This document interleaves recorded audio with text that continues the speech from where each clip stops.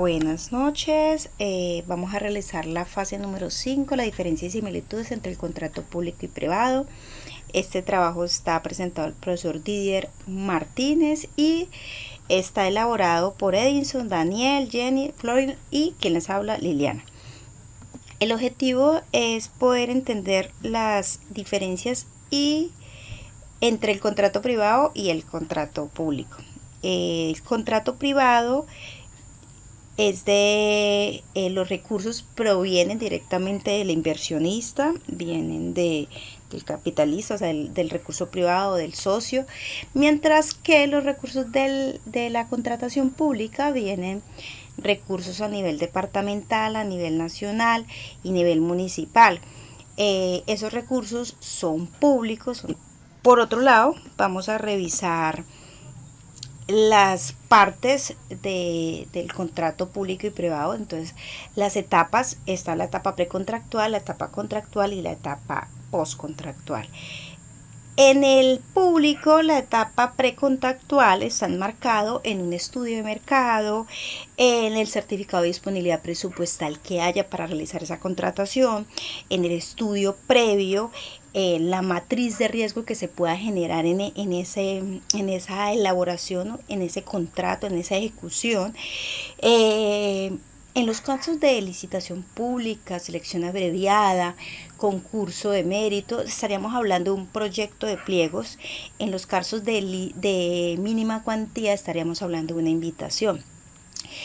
Cuando estamos hablando de la mínima cuantía, hacemos la invitación, hacemos la entrega de las propuestas, los proponentes tienen la oportunidad por medio de la plataforma SECOP2 presentar las propuestas y se hace un cierre y se determina la menor cuantía y se adquiere el suministro, la obra o lo que vaya a hacer con relación a la ejecución de satisfacer una necesidad de la comunidad.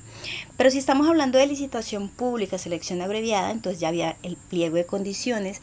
Ese pliego de condiciones puede tener observaciones y esas observaciones deberán de ser solucionadas dentro de un término establecido en la ley.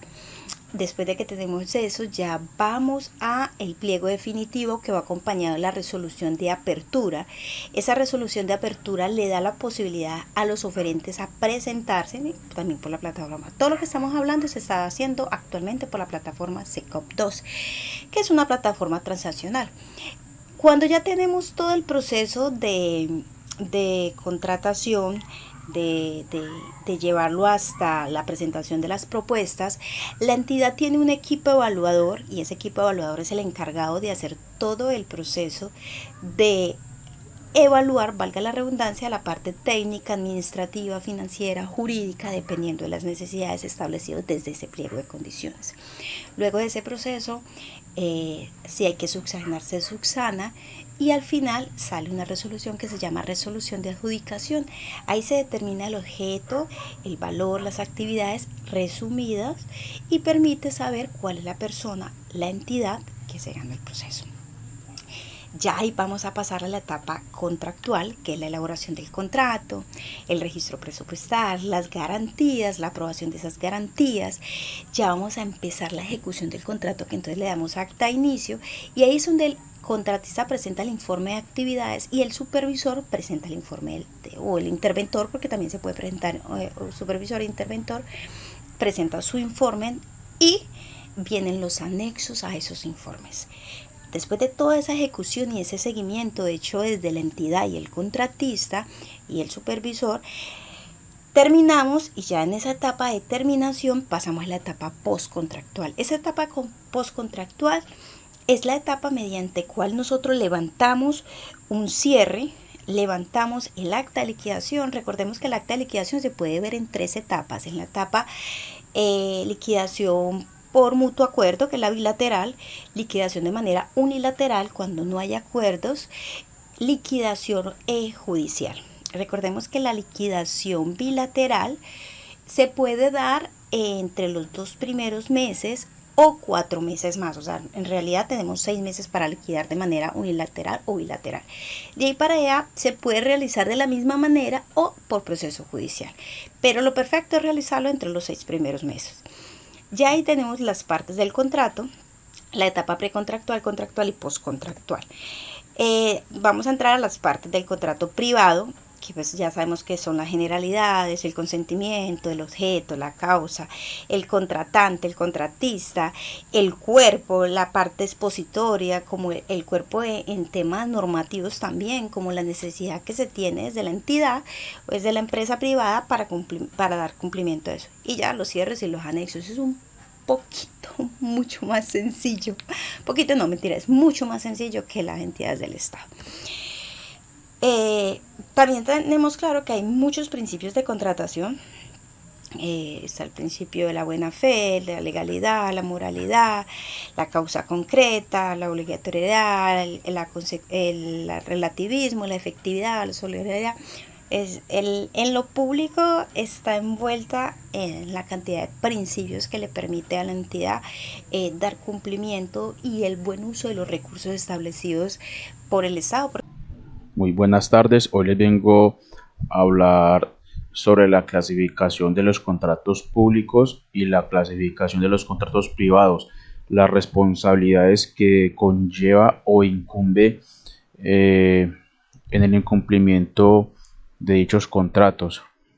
Entonces, la clasificación de los contratos públicos se clasifica en contratos de obra, contrato de concepción de obra, contrato de consultoría, contrato de concepción de servicios, contrato de suministros, contrato de servicios, encargos fiduciarios, fiducias públicas. Los contratos privados se clasifican en unilateral, bilateral, gratuito, oneroso, conmutativo, aleatorio, principal, accesorio, real, solemne y consensual. Las responsabilidades por el incumplimiento del contrato público, es básicamente, me quiere decir que si en caso tal de que el contratista no haya cumplido con lo pactado en el contrato, tendrá que pagar una multa y adicional deberá cumplir o terminar con el contrato que está realizando, con la obra que empezó a realizar. Y en el contrato privado, es básicamente que si alguna de las dos partes incumbe el contrato o lo incumple, digámoslo así, pues podrá solicitar que le den una indemnización por perjuicios. Y esta indemnización comprende unos daños, que es el daño emergente y el lucro cesante. Lo que es el daño emergente es el perjuicio o la pérdida por no haber cumplido con la obligación o con el contrato. Y el lucro cesante es la ganancia que se dejó de percibir por no haber cumplido con el contrato.